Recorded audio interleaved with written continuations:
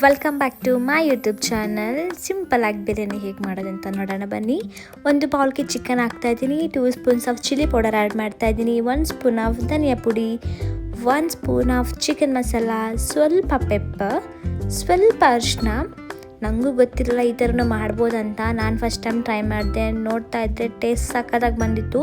ನೀವು ಕೂಡ ಟ್ರೈ ಮಾಡಿ, ನಿಮಗೂ ತುಂಬ ಇಷ್ಟ ಆಗುತ್ತೆ. ನನಗಂತೂ ತುಂಬ ಇಷ್ಟಪಡ್ತಿದ್ದೀನಿ ಫಸ್ಟ್ ಟೈಮ್.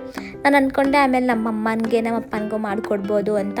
ನಾನು ಇವಾಗ ಪಿ ಜಿಯಲ್ಲಿ ಇರೋದ್ರಿಂದ ನಾವೇ ಮಾಡ್ಕೊಂಡು ತಿಂತಾಯಿದ್ದೀವಿ. ಸೊ ಮನೆಗೆ ಹೋಗಿ ಕೂಡ ಒಂದ್ಸತಿ ಟ್ರೈ ಮಾಡ್ತೀನಿ, ನೀವು ಟ್ರೈ ಮಾಡಿ. ನಿಜವಾಗೂ ತುಂಬ ಚೆನ್ನಾಗಿತ್ತು ರೆಸಿಪಿ. ಇವಾಗ ನಾನು ಫಸ್ಟ್ ರೈಸ್ನ ನೆನೆಸಿದ್ದೀನಿ. ಇವಾಗ ಹೇಗೆ ಮಾಡೋದಂತ ಹೇಳ್ಕೊಡ್ತೀನಿ. ಮೊದಲನೇದಾಗಿ ಒಂದು ಪ್ಯಾನ್ಗೆ ಆಯಿಲ್ ಹಾಕಬೇಕು. ಇಲ್ಲಿ ನಾನು ಚಕ್ಕೆ ಲವಂಗ ಫ್ಲೇವರ್ನ ಹಾಕ್ತಾಯಿದ್ದೀನಿ. ಏಲಕ್ಕಿ ಕೂಡ ಹಾಕ್ತಾರೆ, ಏಲಕ್ಕಿ ಹಾಕಿದರೆ ನನಗೆ ಇಷ್ಟ ಆಗೋಲ್ಲ, ಚೆನ್ನಾಗಿರಲ್ಲ ಅಂತ. ಸೊ ಪಲಾವ್ ಎಲೆ ಆ್ಯಡ್ ಮಾಡ್ತಾಯಿದ್ದೀನಿ. ನೆಕ್ಸ್ಟ್ ನಾನು ಇಲ್ಲಿ ಕಟ್ ಮಾಡಿ ಇಟ್ಕೊಂಡಿರೋ ಅಂತಹ ಮೆಣಸಿನ್ಕಾಯಿನ ಆ್ಯಡ್ ಮಾಡ್ತಾಯಿದ್ದೀನಿ. 2 ಮೆಣಸಿನ್ಕಾಯಿನ, 1.5 ಆನಿಯನ್ನ ಕಟ್ ಮಾಡಿ ಇಟ್ಕೊಂಡಿದ್ದೀನಿ, ಅದು ಕೂಡ ಆ್ಯಡ್ ಮಾಡಾದಮೇಲೆ ಚೆನ್ನಾಗಿ ಫ್ರೈ ಆಗಬೇಕು. ನೆಕ್ಸ್ಟ್ ಇದಕ್ಕೆ 1 spoon ginger garlic paste add ಮಾಡ್ತಾಯಿದ್ದೀನಿ, 1.5 ಟೊಮೊಟೊನ ಆ್ಯಡ್ ಮಾಡ್ತಾಯಿದ್ದೀನಿ. ಇದು ಕೂಡ ಚೆನ್ನಾಗಿ ಮಿಕ್ಸ್ ಮಾಡ್ಕೋಬೇಕು. ನೆಕ್ಸ್ಟ್ ನಾನು ಮ್ಯಾರಿನೇಟ್ ಮಾಡಿರೋಂತಹ ಚಿಕನ್ನ ಆ್ಯಡ್ ಮಾಡ್ತಾಯಿದ್ದೀನಿ. ನಿಜವಾಗೂ ಟೇಸ್ಟ್ ಮಾತ್ರ ಫಿದಾ ಆಗಿತ್ತು. ನಿಜವಾಗ್ಲೂ ನೀವು ಟ್ರೈ ಮಾಡಿ, ನಿಜವಾಗೂ ನಿಮಗೂ ತುಂಬ ಇಷ್ಟ ಆಗುತ್ತೆ. ನಾನಿಲ್ಲಿ ಸ್ವಲ್ಪ ಕೊತ್ತಂಬರಿನ ಹಾಕ್ತಾಯಿದ್ದೀನಿ. ಇಲ್ಲಿ ಪುದೀನ ಜಾಸ್ತಿ ಹಾಕಬೇಕು. ಪುದೀನ ಜಾಸ್ತಿ ಯಾಕೆ ಹಾಕಬೇಕಂದ್ರೆ ಫ್ಲೇವರ್ ಚೆನ್ನಾಗಿರುತ್ತೆ, ಟೇಸ್ಟ್ ಕೂಡ ಚೆನ್ನಾಗಿರುತ್ತೆ. ಸೊ ನೀವು ಕೂಡ ಪುದೀನ ಸ್ವಲ್ಪ ಜಾಸ್ತಿ ಹಾಕಿ ಬಿರಿಯಾನಿಗೆ. ಮನೇಲೇ ಮಾಡಿರೋಂಥ ಗರಂ ಮಸಾಲ ನಮ್ಮಮ್ಮ ಮಾಡಿ ಕಳಿಸೋದು, ಅದನ್ನು ಹಾಕಿದ್ದೀನಿ. ಸ್ಪೈಸಿ ಬೇಕು ಅಂದರೆ ಚಿಲ್ಲಿ ಪೌಡರ್ನ ಆ್ಯಡ್ ಮಾಡಿ. ನಾನಿಲ್ಲಿ ತೇಜು ಬಿರಿಯಾನಿ ಮಸಾಲ 2 ಸ್ಪೂನ್ಸ್ನ ಹಾಕ್ತಾಯಿದ್ದೀನಿ.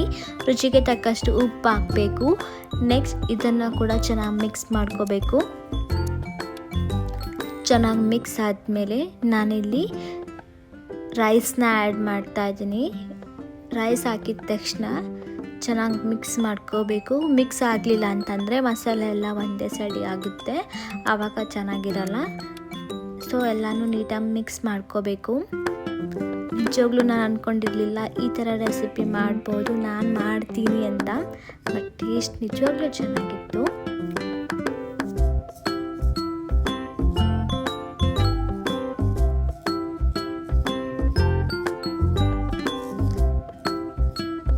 ವಿಷಲ್ಸ್ ಮಾಡಿಸ್ಕೊಳ್ಳಿ. ಇವಾಗ ನೋಡಿ ಬಿರಿಯಾನಿ ಎಷ್ಟು ಚೆನ್ನಾಗಾಗಿದೆ.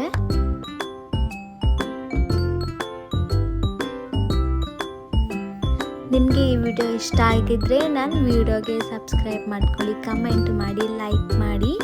ನಾನು ಪಿ ಜಿಯಲ್ಲಿರೋದ್ರಿಂದ ಸ್ವಲ್ಪ ನನಗೆ ಕುಕ್ಕಿಂಗ್ ವಿಡಿಯೋ ಮಾಡೋಕ್ಕೆ ಪ್ರಾಬ್ಲಮ್ ಆಗ್ತಾಯಿದೆ. ಆದರೂ ನಾನು ಡೈಲಿ ಕುಕ್ಕಿಂಗ್ ವೀಡಿಯೋಸ್ ಅಪ್ಲೋಡ್ ಮಾಡೋಕ್ಕೆ ಟ್ರೈ ಮಾಡ್ತೀನಿ. ನೀವು ನನಗೆ ಯಾವಾಗಲೂ ಇದೇ ಥರ ಸಪೋರ್ಟ್ ಮಾಡಿ. Thank you for watching. Next ವಿಡಿಯೋದಲ್ಲಿ ಮತ್ತೆ ಸಿಗೋಣ.